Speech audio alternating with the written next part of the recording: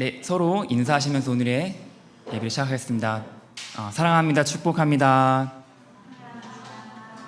다시 한번 잘 오셨습니다. 네, 함께 오늘 말씀을 같이 읽어보겠습니다. 하나님의 뜻으로 말미암아 그리스도 예수 사도된 바울은 에베소에 있는 성도들과 그리스도 예수 안에 있는 신실한 자들에게 편지하노니, 하나님 우리 아버지와 주 예수 그리스도로부터 은혜와 평강이 너희에게 있을지어다. 찬송하리로다. 하나님 곧 우리 주 예수 그리스도의 아버지께서 그리스도 안에서 하늘에 속한 모든 신령한 복을 우리에게 주시되, 곧 창세 전에 그리스도 안에서 우리를 택하사 우리로 사랑 안에서 그 앞에 거룩하고 흠이 없게 하시려고 그 기쁘신 뜻대로 우리를 예정하사 예수 그리스도로 말미암아 자기의 아들들이 되게 하셨으니, 이는 그가 사랑하시는 자 안에서 우리에게 거저 주시는 바 그의 은혜의 영광을 찬송하게 하려는 것이라. 아멘. 저희가 길고 길었던 사사기를 본문으로 하는 큐티를 마치고 이번 주부터 에베소서를 본문으로 함께 큐티하고 있습니다. 사사기 본문으로 큐티하는 거 쉽지 않았죠. 네, 하나님께 선택받은 백성인 이스라엘 백성들, 그 백성들이 정말 밑도 끝도 없이 타락해가는 모습을 보며 자기 자신의 소견에 옳은 대로 사는 사람들의 최후가 어떠한지를 살펴보았습니다.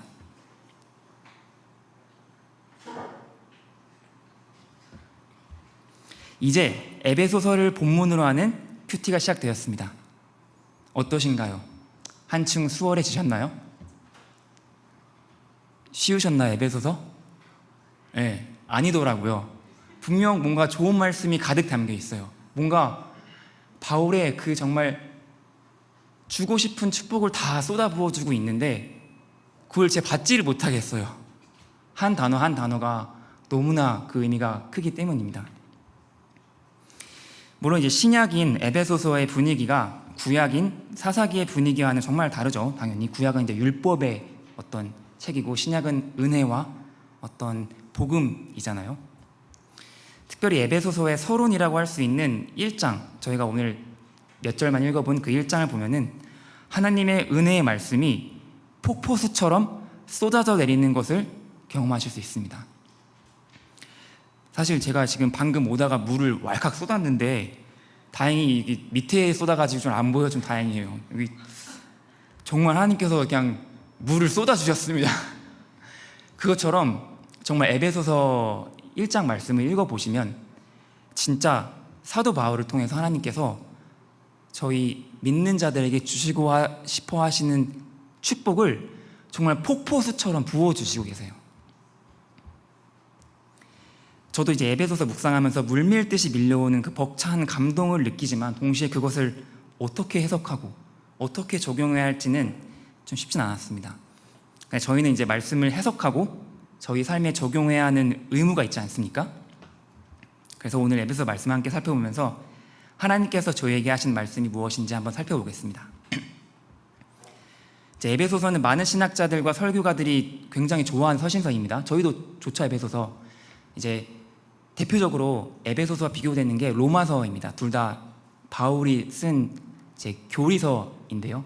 이제 굉장히 이제 신학적인 이야기를 담고 있는 게 이제 에베소서와 로마서인데 이제 둘의 방식이 다릅니다. 에베소서는 먼저 하나님은 어떠한 분이신지, 그리고 하나님 우리에게 주시려고 하는 축복이 무엇인지를 막 쏟아붓고 그 다음에 이제 우리가 어떤 사람인지 이렇게 뒤에 이어서 말을 해주는 반면에 로마서는 우리가 어떤 사람인지, 얼마나 악하고 더럽고 추한 사람인지를 먼저 와르르 보여주고 그 다음에 그랬던 너희가 하나님의 은혜를 입어 구원을 받았다, 이러한 전개가 이루어져요. 에베소서를 처음 읽는 사람은 로마서보다는 당연히 에베소서와 같은 전개가 훨씬 더 좋겠죠. 많은 신학자들도 마찬가지인 것 같습니다. 대표적으로는 존 칼빈도 에베소서를 좋아했고요. 한 신학자는 에베소서를 서신서의 여왕이라고 부르기도 했습니다. 또한 영국의 유명한 강해 설교자인 마틴 로이 존스 목사님은 에베소서 본문으로만 무려 13년을 설교했다고 해요. 연속 설교. 사실 저도 에베소서 본문을 준비하면서 이럴 필요가 좀 있긴 할 것 같아요. 이게 사실 오늘은 이제 1장부터 6절 본문을 가지고 왔고 제가 또 다른 말씀들을 또 나누려고 하는데 이게 사실 저도 아직 에베소서 말씀이 다 이해가 안 되는지라 정말 잘 전할 수 있을지 조금 걱정이 되긴 해요. 정말 하나님의 역사하심에 정말 맡기는 마음으로 나왔는데 제 에베소서 강해하시는 목사님들 보면은 그냥 한 절 가지고 그냥 1시간 설교하시더라고요. 한 절 가지고. 저희 그렇게 할 수 없진 않습니까? 저는 이제 이 설교를 마치고 이제 전 신대원으로 가는데 오늘 마지막 시간인데 한 절 가지고 1시간을 하면은 나머지는 어떻게 합니까? 저는 이제 대략적인 계괄만 한번 살펴보고 나눠보려고 합니다. 에베소서는 크게 두 부분으로 나뉠 수 있습니다. 1장과 3장까지, 1장부터 3장까지와 4장부터 6장까지. 1장부터 3장까지는 복음에 대한 이야기가 주로 나옵니다. 하늘의 신령한 복, 하나님의 풍성한 은혜와 영광, 그리고 풍성한 복음의 내용들을 전하고요. 4장부터 6장까지는 복음에 대한 적용이라고 할 수 있습니다.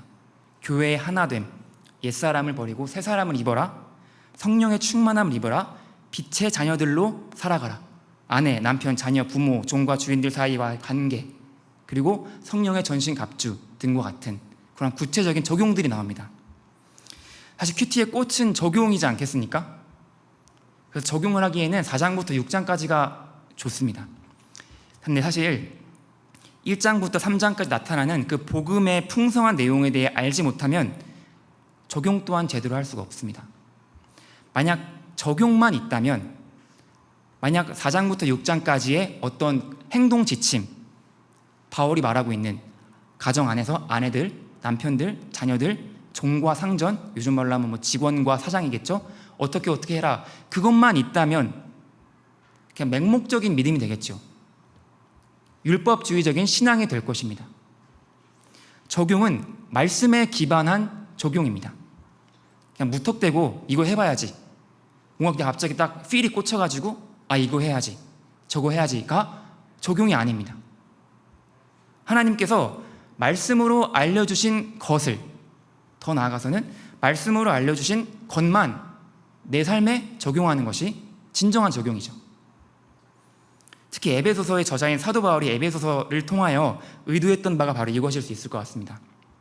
먼저 하나님의 풍성한 은혜와 사랑, 그리스도 안에서 우리가 누릴 영적인 축복들과 부르심의 소망, 기업의 영광 등등에 대해 소개합니다. 그리고 이런 영적인 축복들에 대한 성도들의 올바른 반응으로 삶의 구체적인 적용을 뒤에서 권면을 하죠.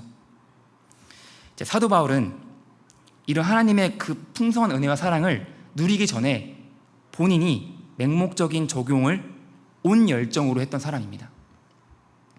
이제 바울은 사실 사울이었죠. 그러니까 과거에 사울로 불렸던 바울은 구약 율법에 아주 정통한 사람이었습니다. 당시 유대교 안에서도 최고의 학문이라고 하면 당연히 율법이겠죠. 신학. 가장 좋은 학교에서 가장 좋은 최고의 학문으로 교육을 받은 사람이 바울이었습니다. 요즘으로 따지면 뭐 서울대 의대를 나온 사람 정도라고 표현해 볼 수 있을 것 같습니다. 그랬던 그가 예수님을 믿는 사람들을 그렇게 핍박을 했습니다. 왜냐하면 그때까지 예수님을 통하여 보여주신 하나님의 사랑을 바울은 경험하지 못했기 때문이죠. 그냥 맹목적인 열심만 있었기 때문에 잘못된 적용을 하였고, 율법에 대한 열심을 가지고 예수님의 복음을 믿는 사람들을 핍박하고 죽음에 이르게 한 것입니다. 그랬던 그가 불가항력적인 방법으로 예수님을 만나게 되고 예수님을 통한 하나님의 사랑을 경험하자 180도 변하여 오히려 예수님의 복음을 전하는 사람이 되었습니다. 사랑하는 여러분, 저희가 그리스도인으로 이 세상을 살아가려면 하나님에 대하여 더 깊이 알아야 합니다. 예수님을 통한 하나님의 사랑, 그 사랑을 저희가 경험을 해야 하고 하나님에 대하여 더 깊이 알아야 그리스도인으로서 이 세상을 살아갈 수 있습니다. 그리스도인으로 이 세상을 살아간다는 것이 무엇을 의미합니까? 사랑하며 산다는 것이죠. 희생을 감수하면서 산다는 것입니다.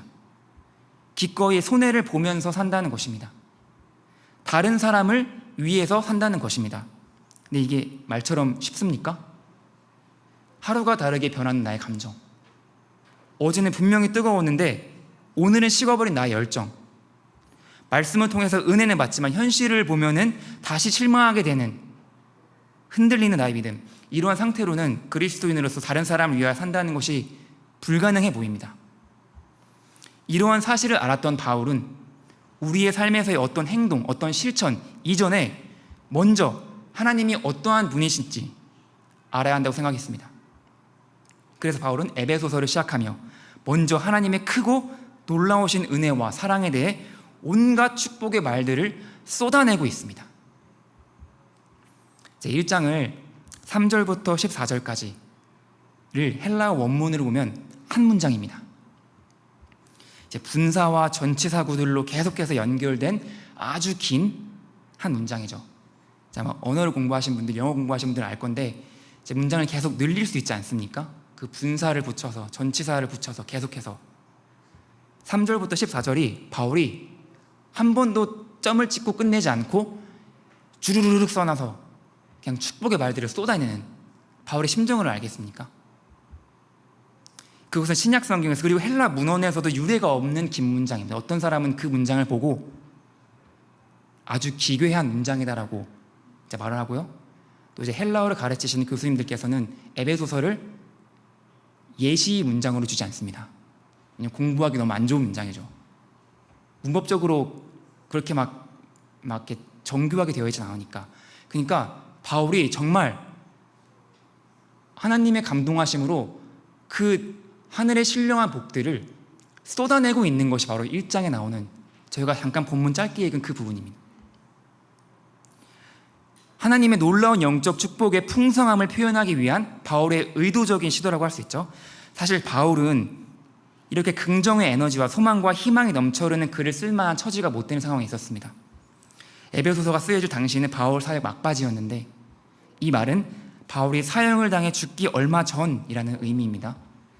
바울은 유대인들의 억울한 누명을 쓰고 로마에 있는 감옥에 갇혀 있었습니다. 오늘날로 하면 이제 지방법원에서 재판을 받고 실형을 받고 고등법원이나 대법원으로 2심, 3심의 재판을 기다리고 있는 상황, 로마 감옥에서. 아마 쇠사슬의 다리가 결박되어 있었을 것이고 몸은 만신창이가 되어 있었을 것이고 영양 상태는 엉망이었을 것입니다. 바울은 로마 감옥에 갇히기 전에도 이미 수많은 죽음의 고비를 넘겨야 했습니다. 아니 실제로 죽었다고 여겨졌던 때도 많이 있었습니다. 그런 그가 지금 희망에 넘치는 노래를 쓰고 있는 것입니다. 제가 만약 바울 같은 상황에 있었다면 저는 결코 에베소서 같은 글을 못 썼을 것입니다. 오히려 이제 내 인생은 여기서 망하는구나. 내가 복음을 전하다가 이 지경이 됐는데 하나님께서는 왜 도와주시지 않는 걸까? 하나님 정말 살아계신 걸까? 아, 비참한 내 인생이요 라고 인생을 비관하며 삶을 정리하고 있었을 것입니다. 하지만 바울은 이 서신서에서 그 어떠한 부정적인 말, 비관적인 말 하나도 없습니다. 오히려 하나님의 놀라우신 은혜와 사랑을 찬양하고 있습니다. 어떻게 그럴 수 있을까요? 그는 바로 하나님의 사랑을 경험했던 사람이기 때문입니다. 하늘의 신령한 축복들을 경험했기 때문에 하나님이 어떠한 분이신지를 알았기 때문에 바울은 결코 부정적인 말들로 자신의 삶을 마무리하지 않았어요. 사랑하는 여러분, 여기서 중요한 사실은 사도 바울이 경험했던 그 영적인 축복들을 저희도 이미 다 경험했다는 것입니다. 아니 어쩌면 사도 바울보다 더 넘치도록 경험했을 수도 있습니다. 단지 저희가 알아차리지 못할 뿐입니다. 함께 3절을 읽어보겠습니다. 찬송하리로다. 하나님 곧 우리 주 예수 그리스도의 아버지께서 그리스도 안에서 하늘에 속한 모든 신령한 복을 우리에게 주시되. 여기서 신령한 복은 영적인 축복을 말하는 것이겠죠. 구약에는 주로 물질적인 축복이 나오지만 신약에는 주로 영적인 축복이 나옵니다. 그렇다고 물질적인 축복이 없는 것은 아닙니다. 기본 전제로 깔려 있습니다. 무엇을 먹을까, 무엇을 입을까, 마실까 염려하지 말라. 하나님께서 너희의 필요를 다 아시느니라. 이 말씀은 우리에게 필요한 물질적인 축복을 기본적으로 주신다는 것입니다. 3절을 보면은 하나님에 속한 모든 신령한 복을 우리에게 주시되 라고 말하고 있는데요, 여기서 주시되 라는 말을 영어나 원어로 살펴보면 주셨다가 됩니다. 한번 말씀을 같이 한번 띄워보면서 3절 말씀에 한글로는 우리에게 주시되 뭔가 앞으로 주실 것이다, 약간 미래지향적인 의미인 것 같지만 영어로 보면은 who has blessed us, 주셨다 또는 지금도 주고 계신다, 즉 이미 주셨다가 됩니다. 바울은 에베소서 읽고 있는 그리스도인들에게 이 사실을 알려주고 있습니다.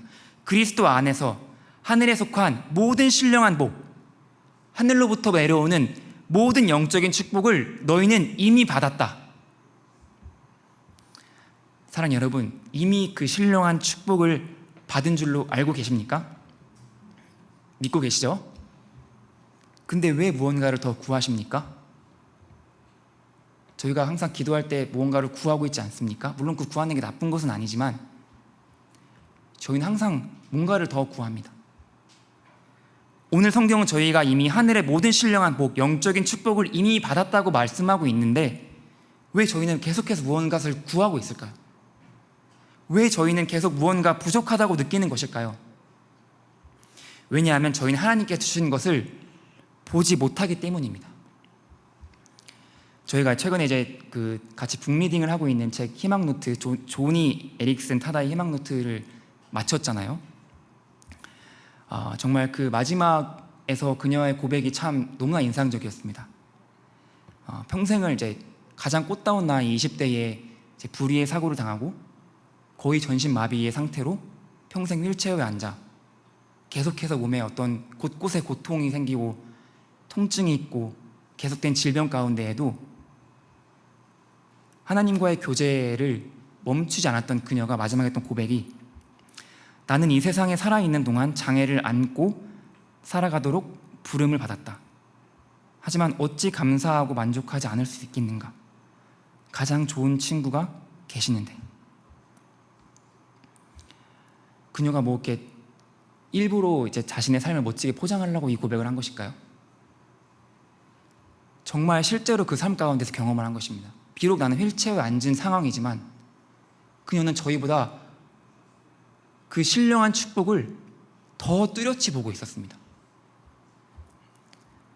저도 이 희망노트를 딱 따라 읽으면서 마지막에 한 문장으로 이렇게 나름의 이렇게 요약을 했습니다.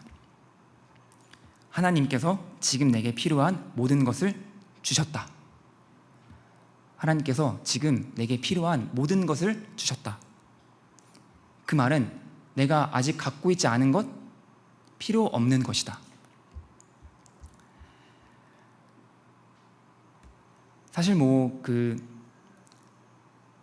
최근에 한 장학회에 가서 이제 장학금을 이제 주시는 분께 가서 이제 같이 전도사님들 시간 보냈는데, 한 전도사님께서 이제 막 간증을 하셨어요. 몇 명이 간증을 하라고 하셔서 간증하셨는데, 어떤 분은 뭐 이렇게 연애해서 결혼한 간증하시고, 어떤 분은 이제 자동차를 산 간증을 하셨어요. 자동차를 어떻게 샀더라. 이 어려운 현실 속에서, 이 박한 봉급 속에서 자동차를 샀더라. 되게 그렇게 막 간증을 하고 정말 대단하다. 어떻게 하나님 그러한 축복을 하셨냐. 제 속으로는 지금 더 필요한 사람은 저 아닌가요, 하나님? 저분은 결혼도 안 했는데 자동차를 주시고, 저는 아이가 2명이나 있는데 하나님. 근데 사실 저는 전혀 그런 마음이 들진 않았어요. 왜냐하면 그냥 이 상황이 하나님께서 뭐 저를 겸손케 하시는 환경이기도 하고, 그냥 없어도 되는 상황이니까 없는 것을 그냥 자주 깨닫게 하세요. 저는 그래서 뭐 차량 보험료 이런 것도 안 내고 관리비 이런 것도 하나도 안 내고 차를 잘 쓰고 있습니다. 필요할 때마다. 바울은 에베소 성도들이, 그리고 오늘날 에베소서 읽고 있는 그리스도인들이, 그리고 오늘 이 말씀을 듣는 저희들이 이것을 꼭 깨닫기를 간절히 바라는 마음으로 다음과 같이 기도하고 있습니다. 함께 16절부터 19절 읽어보겠습니다. 내가 기도할 때에 기억하며 너희로 말미암아 감사하기를 그치지 아니하고, 우리 주 예수 그리스도의 하나님, 영광의 하나님 아버지께서 지혜와 계시의 영을 너희에게 주사 하나님을 알게 하시고, 너희 마음의 눈을 밝히사 그의 부르심의 소망이 무엇이며 성도 안에서 그 기업의 영광의 풍성함이 무엇이며 그의 힘의 위력으로 역사하심을 따라 믿는 우리에게 베푸신 능력의 지극히 크심이 어떠한 것을 너희로 알게 하시기를 구하노라. 아멘. 바울은 아주 간절한 마음으로 다음과 같이 말하고 있는 것이죠. 정말 너희가 이것을 알기를 원한다. 바울이 3절부터 14절까지 정말 한 호흡으로, 한 문장으로 쏟아내고 있는 그 하늘의 신령한 복을 너희가 알기를 원한다. 너희의 마음의 눈을 밝히사, 너희가 마음의 눈을 뜨고 하나님께서 너희에게 주신 그 축복, 영적인 축복들이 무엇인지를 보기를 원한다. 나는 그것을 위해 간절히 기도한다 고 말하고 있습니다. 이는 마치 아주 재능이 있고 미래가 촉망받는 유망주 운동선수, 그러나 그것을 모른 채 매일 말썽만 피우고 일탈만 일삼는 그 유망주 운동선수를 바라보는 코치의 심정일 수 있습니다. 네가 얼마나 좋은 재능을 가졌는데 내가 그 재능을 깨닫고 조금이라도 노력하면 너는 장래의 위대한 선수가 될 수 있는데 왜 지금 그렇게 인생을 망치고 있니? 구약에도 이와 같은 비슷한 말씀이 있습니다. 엘리사가 북이스라엘의 선지자로 있던 시절에 아람 왕국, 그 당시 강대국이었던 아람 왕국이 이스라엘에 쳐들어왔습니다. 수많은 병거와 군사를 대동하여 이스라엘 성읍을 둘러쌌습니다. 이스라엘 성읍도 작지 않은 성읍이었을 텐데 그 성읍을 삥 둘러서 에워쌌다는 것은 어마어마한 숫자의 군대와 병사가 공격하러 왔던 것이었습니다. 그때 엘리사가 다음과 같은 기도를 합니다. 열왕기하 6장 15절 17절 말씀을 같이 읽어보겠습니다. 하나님의 사람의 사환이 일찍이 일어나서 나가보니 군사와 말과 병거가 성읍을 에워싸는지라. 그의 사환이 엘리사에게 말하되 아, 내 주여, 우리가 어찌하리이까 하니 대답하되 두려워하지 말라. 우리와 함께한 자가 그들과 함께한 자보다 많으니라 하고 기도하여 이르되 여호와여, 원하건대 그의 눈을 열어서 보게 하옵소서 하니 여호와께서 그 청년의 눈을 여심해 그가 보니 불말과 불병거와 산에 가득하여 엘리사를 둘렀더라. 저희도 이런 것을 볼 수 있으면 얼마나 좋을까요? 저희도 그 사환이 보았던 것처럼 온 산에 가득한 불말과 그 불병거를 볼 수 있다면 얼마나 좋겠습니까? 항상 저희를 따라다니면서 저희를 지키는 천사들을 볼 수 있다면, 이 땅을 통치하고 있는 하나님의 천군 천사들을 저희가 볼 수 있다면 얼마나 좋겠습니까? 이곳에 함께 계신 하나님의 그 임재하심, 그 성령님의 함께 하심을 저희도 눈으로 볼 수 있으면 얼마나 좋겠습니까? 그러나 바울은 이것과 관련해 무엇이라고 말하고 있습니까? 너희 마음의 눈을 밝히사. 바울이 말한 영적인 축복들은 저희에게 육신의 눈으로 볼 수 있는 것이 아니었습니다. 마음의 눈으로만 볼 수 있는 것들이었습니다. 사도 바울이 그토록 전달해주기 원했던 그 눈에 보이지는 않지만 확실한 축복인 영적인 축복은 3절부터 14절 자세히 나타나 있는데, 사실 이제 3절부터 14절을 자세히 살펴보면 너무 좋은데 시간의 한계상 개괄 정도만 살펴보려고 하는데, 찬송하리로다 라고 3절이 시작을 하면서 이제 영적인 축복을 바울은 삼위일체 하나님을 통하여 말하고 있습니다. 삼위일체 하나님이라고 하면 성부 하나님, 성자 예수님, 그리고 영이신 성령님, 이렇게 삼위의 하나님을 통하여 하나님, 성부 하나님께서 어떤 축복을 주셨는지, 성자 하나님께서 어떤 희생을 하셨는지, 성령 하나님께서 지금 어떻게 하고 계신지에 대하여 아주 어떻게 보면 신학적으로 굉장히 화려하고 멋있는 표현들을 하고 있는 거예요. 그래서 원래는 제가 이 말씀을 준비를 하면서 삼위일체에 대하여 한번 나눠봐야겠다. 삼위일체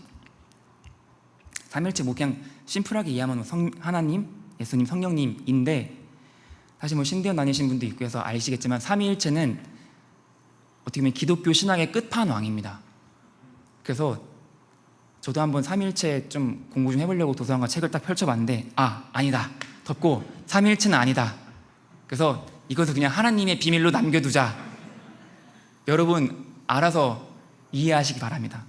사실 저희가 찬양 가운데 많이 있잖아요. 하나님 찬양하고 예수님 찬양하고 성령님 찬양하는, 뭐 사실 그 정도만 이해해도 될 것 같긴 한데, 정말 삼위일체에 대하여 정말 온 인생 바쳐서 그것만 연구하신 분들이 굉장히 많기 때문에 연구가 굉장히 많이 있습니다. 근데 오늘은 그냥 이제 바울이 우리를 부르시고 택하시고 구원하시는 하나님이 어떠한 분이신가, 즉 하나님은 누구신가에 대해 알려주고 있다. 바로 하나님에 대한 지식이죠. 프랑스의 위대한 종교개혁자였던 존 칼빈은 개신교 신앙의 근간이 된 그의 책 기독교 강요에서 다음과 같이 말하고 있습니다. 우리가 가진 참되며 확실하다고 불릴 만한 지혜 전체는 크게 두 부분으로 나뉜다고. 그리고 그 두 가지는 하나님을 아는 지식과 우리를 아는 지식이다. 그러니까 우리가 가질 수 있는 참된 지혜, 지식은 두 가지로 나뉠 수 있는데, 두 가지 중 하나는 하나님을 아는 지식, 다른 하나는 나를 아는 지식, 우리 자신을 아는 지식. 먼저 하나님을 아는 지식에 대해 말하면서, 하나님에 대한 지식은 공허한 사변으로 이루어진 것이 아니다. 이 지식은 우리가 그 지식을 참되게 이해하고 나면 풍성하게 열매를 맺는 유익한 지식이다 라고 말합니다. 제임스 패커라는 신학자는 또 하나님을 아는 지식이라는 아주 유명한 책에서 다음과 같이 말하고 있습니다. 하나님을 아는 것에 대하여 말할 때 우리는 언어적 표현을 사용하는데, 그러한 표현들은 마치 수표와도 같아서 어떻게 그것을 현금으로 바꿀 수 있는지는 알지 못한다면 아무런 쓸모도 없다. 하나님을 아는 것이라는 문구를 사용할 때 우리는 무엇에 대해 말하는가? 특별한 종류의 감정 혹은 꿈결 같고 땅 위에 붕 뜬 듯한 느낌인가? 마약 사용자들이 추구하는 것과 같은 흥분된 전율과 들뜬 기분인가? 아니면 하나님을 아는 것은 어떠한 특별한 종류의 지적 체험인가? 어떤 목소리를 듣는가? 어떤 환상을 보는가? 우리의 지성을 자극하며 계속 이상한 생각들이 떠오르는 것을 발견하는가? 아니면 그 무엇인가? 그러나 하나님께서는 성경을 통하여 저희에게 하나님에 대하여 알 수 있는 충분한 많은 정보와 지식을 담아두고 있습니다. 사실 한낱 피조물인 저희가 창조주 되신 하나님을 온전히 아는 것은 불가능합니다. 하나님께서도 자신에 대하여 전부 알려주진 않으셨어요. 이제 이것을 두고 하나님의 불가해성이라고 하는데, 우리가 하나님에 대하여 알 수 없는 부분이 있다라는 것이죠. 저희는 아무리 하나님을 알고자 해도 끝끝내 알 수 없는 부분이 있습니다. 아마 삼위일체도 그 중에 하나겠죠. 그러나 이러한 사실 때문에 세상 철학자들과 무신론자들은 하나님에 대한 불가지론, 즉 우리는 하나님을 알 수 없다고 주장합니다. 그리고 이것을 이유로 하여 하나님은 없다 또는 하나님은 꾸며낸 존재다 라는 결론을 짓습니다. 심리학의 아버지라고 일컬어지는 지그문트 프로이트는 하나님은 사람이 만들어낸 존재라고 말합니다. 현대 철학 사조의 근간을 마련했다고 일컬어지는 프리드리히 니체는 믿음은 무엇이 진실인지 알고 싶지 않다는 것을 의미한다. 신앙은 거짓보다 더 위험한 진실의 적이다 라고 말했습니다. 이 세상에서 니체는 굉장히 유명한 철학자고 많은 사람들이 니체를 추앙하고 따르죠. 사실 니체는 제가 방금 말한 것보다 더 심하게 기독교와 예수님을 모욕합니다. 그래서 니체가 아주 유명한 말을 했죠. 신은 죽었다. 근데 저는 그냥 개인적으로 니체 책 읽지는 않았지만 니체는 신을 죽이고 싶어 했다라고 생각할 정도인 것 같습니다. 이 세상은 그런 사람들을 추앙하고 그런 사람들을 따릅니다. 그러나 그런 사람들은 결코 성경의 말씀을 믿지 않습니다. 상대성 이론 발견하는 등 수많은 과학적 업적으로 인해 역사상 가장 위대한 과학자라고 일컬어지는 알베르트 아인슈타인 다음과 같이 말했습니다. 나는 성경에 나오는 이야기 중 많은 부분이 사실일 수 없다고 확신한다. 그래서 열정적인 자유사상가가 되었다. 세상에선 성공한 사람들일지 몰라도 하나님이 누구신지, 내가 누구인지, 나는 어디에서 와서 왜 살며 어디로 가는지 깨닫지 못한 사람들입니다. 비록 이 세상에서는 그들처럼 위대한 업적을 이루지는 못해도 하나님이 어떠한 분이신지, 내가 누구인지 깨달은 사람은 영적인 진리를 깨달은 사람입니다. 영적인 축복의 관점에서 보면은 그러한 사람들보다 더 큰 축복을 받은 사람들이 바로 이러한 영적인 축복을 깨달은 사람들입니다. 존 칼빈은 다음과 같이 말합니다. 먼저 주님의 얼굴에 시선을 고정한 후 돌이켜 자신을 보지 않는다면 그 누구도 자신에 대한 분명한 지식을 얻지 못한다고 말할 수 있다. 자신을 의롭고 진실하며 지혜롭고 거룩하다고 믿게 하는 교만이 우리 모두의 내면에 깊이 뿌리내리고 있다라고 말하고 있습니다. 바울도 에베소서에서 이와 같은 인간의 모습에 대해 말하고 있습니다. 함께 2장 1절부터 3절까지 읽어보겠습니다.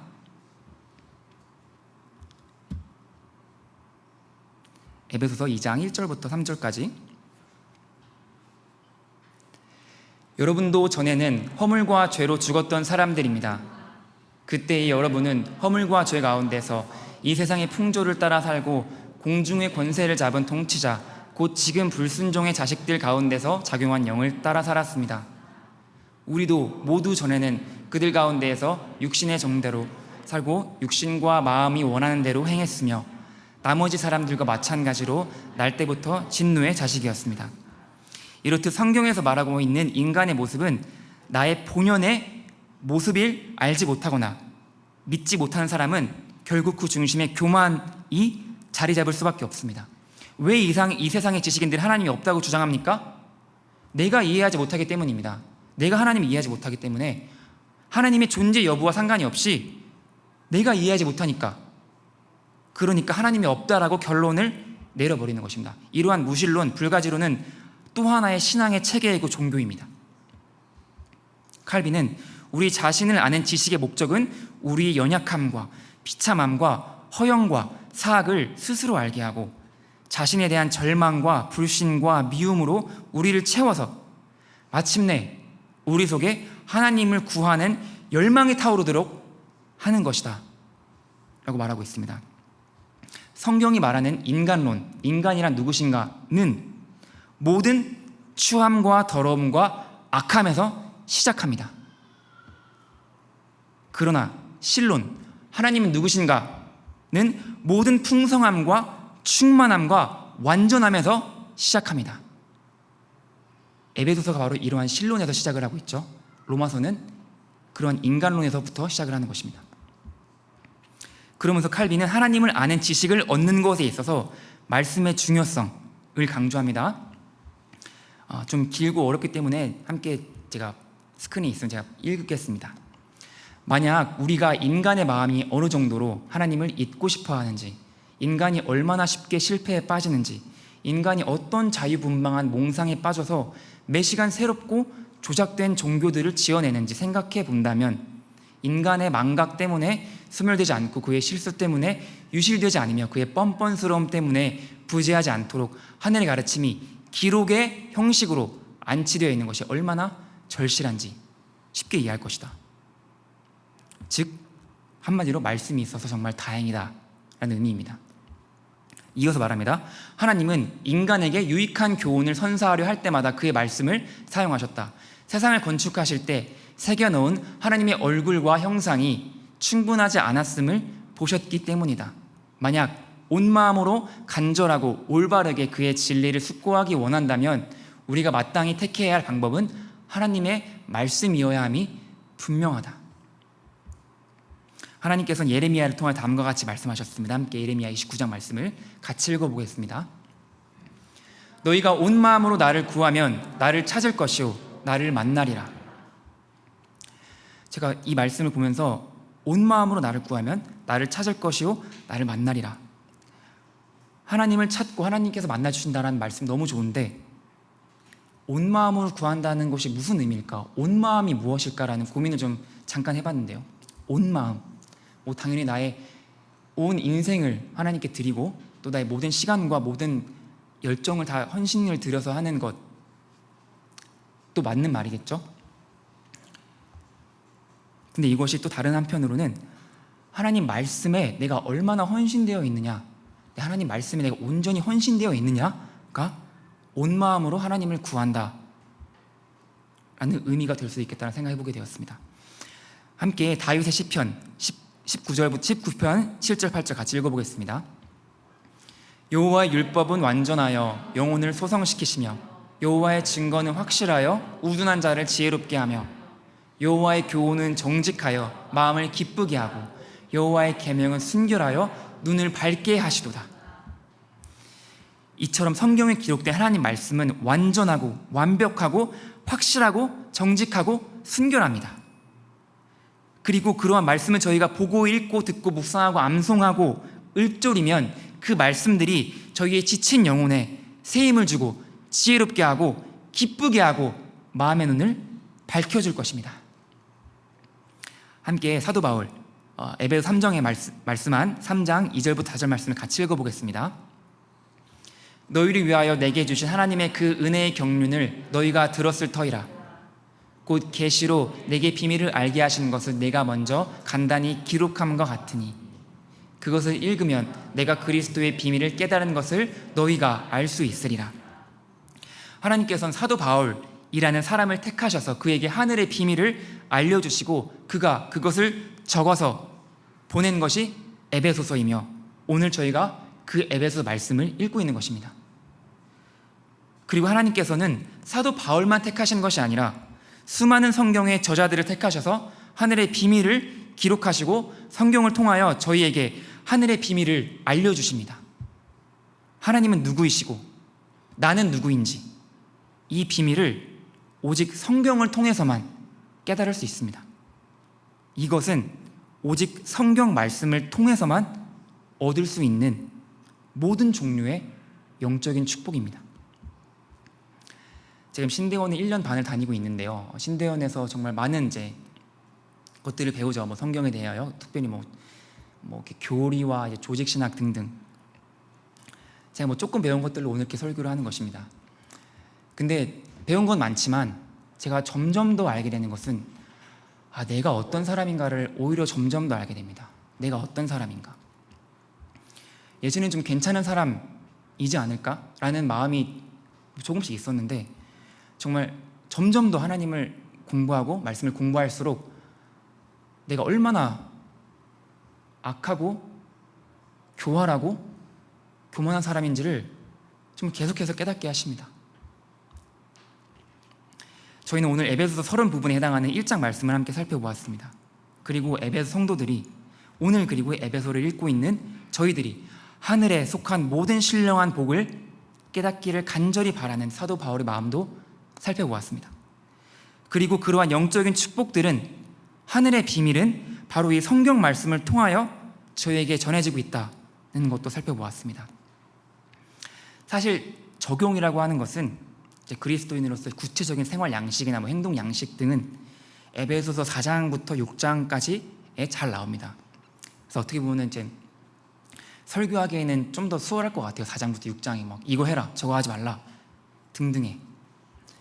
근데 에베소서 앞부분이라고 할 수 있는 1장부터 3장, 특히 그 서론에 해당하는 그 1장이 그냥 우리가 그것을 깨닫기 원하는 사도 바울의 순전하고 그냥 뜨거운 마음이 전해질 뿐입니다. 여기에서는 뭔가 특별한 적용이 있다라기보다는 정말 그냥 그거를 깨닫기만 하면 되는 것이에요. 그리고 그것은 사도 바울의 마음뿐만이 아니라 하나님의 간절한 마음이시기도 하겠죠. 하나님께서는 저희가 말씀 생활을 통해 하늘의 비밀을 깨닫기를 원하십니다. 하나님이 어떠한 분이시고 우리가 어떠한 존재인지를 말씀을 통해 깨닫기 원하십니다. 매일 말씀의 생활을 통해 하나님이 주시고자 하는 영적인 축복을 모두 받아 누리는 저와 여러분 되기를 간절히 기도하고 소망합니다. 오늘 말씀을 기억하시면서 함께 기도하겠습니다.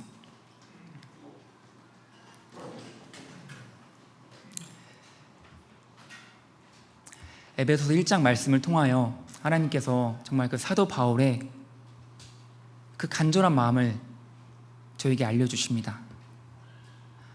정말 너희가 이것을 알았으면 좋겠다. 정말 하나님께서 너희에게 주시는 축복이 무엇인지 정말 알았으면 좋겠다.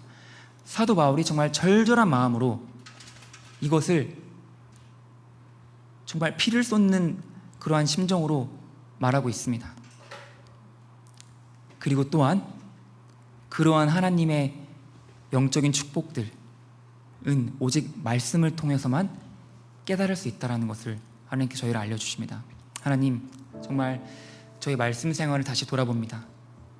제가 하루를 살며 나의 인생을 계획하고 나의 앞길을 준비할 때에 하나님의 말씀을 어디에 두었는지 되돌아보기 원합니다.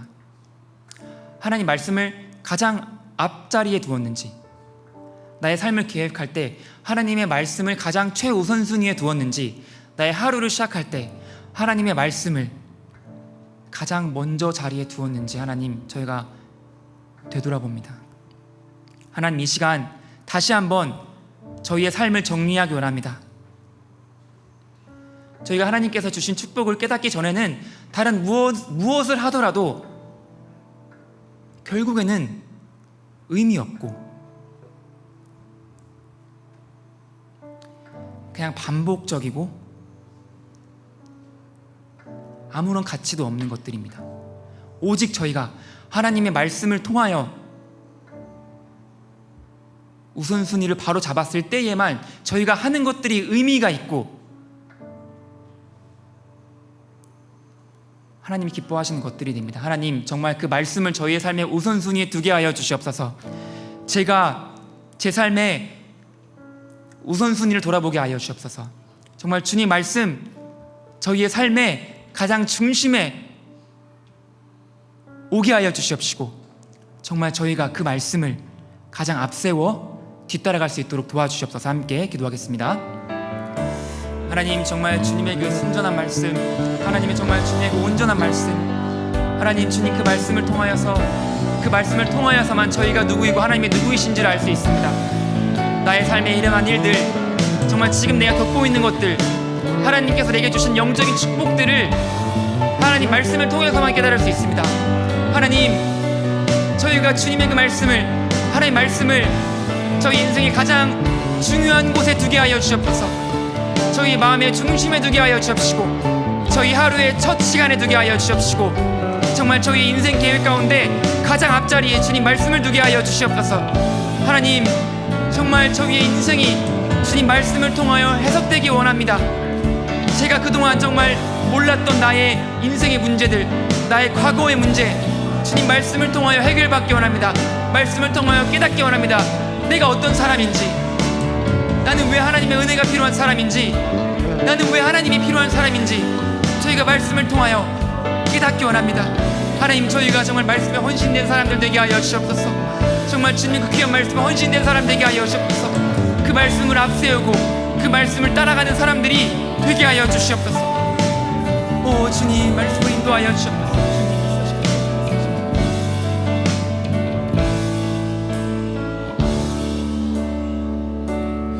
소망 없고 빛도 없는 어두운 세상을 하나님이 사랑하사 우리에게 주셨네.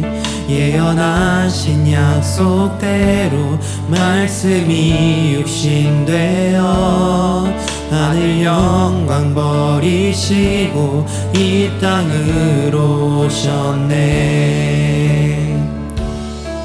찬양하세. 찬양하세 우리 주 삼위일체 하나님. 지극히 높으신 주 영원토록 찬양합니다.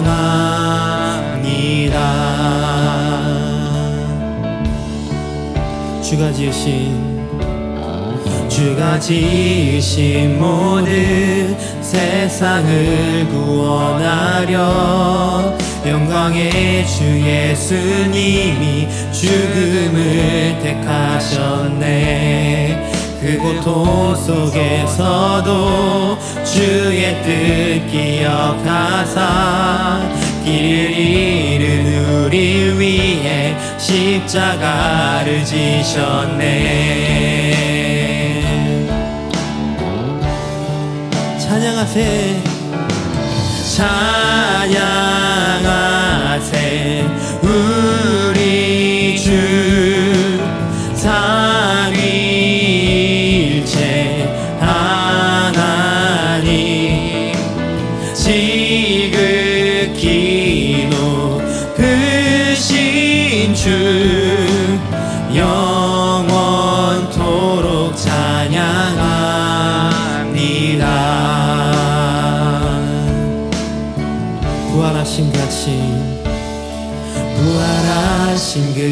아침 다친 무덤 열리고 죽임당한 어린 양 죽음을 이기셨네. 생명의 길 되시는 그리스도를 통해 아버지께 오는 자 모두 외워 주가 세우신 교회, 주가 세우신 교회, 성령이 이끄시네.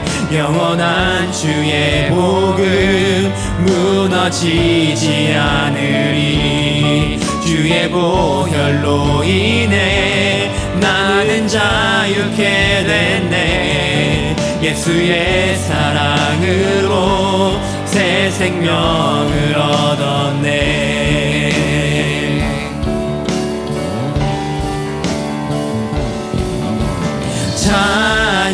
찬양하세 우리 주 삼위일체 하나님.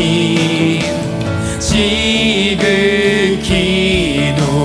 높으신 주 영원토록 찬양하리라. Praise the Father, praise the Father, praise the Son, praise the Spirit, three in one. God of glory, majesty, praise forever to the King of Kings.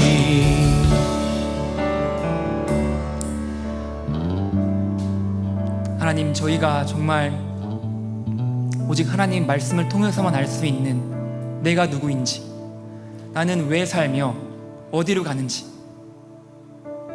를 말씀을 통하여 깨닫게 하여 주시옵소서. 저희가 말씀 생활을 통하여 정말 하나님은 누구신지, 나를 부르신 분은 누구신지, 그분이 누구시기에 나를 왜 창세 전에 선택하셔서 지금까지 예정하시고 앞으로도 끝까지 견인해 가시고 지키시는지, 그 하나님이 도대체 누구이신지를 저희가 그 주님의 말씀을, 성경을 통하여 앞으로 더욱더 풍성하게 깨달아가게 하여 주시옵소서. 예수님 이름으로 기도드렸습니다. 아멘.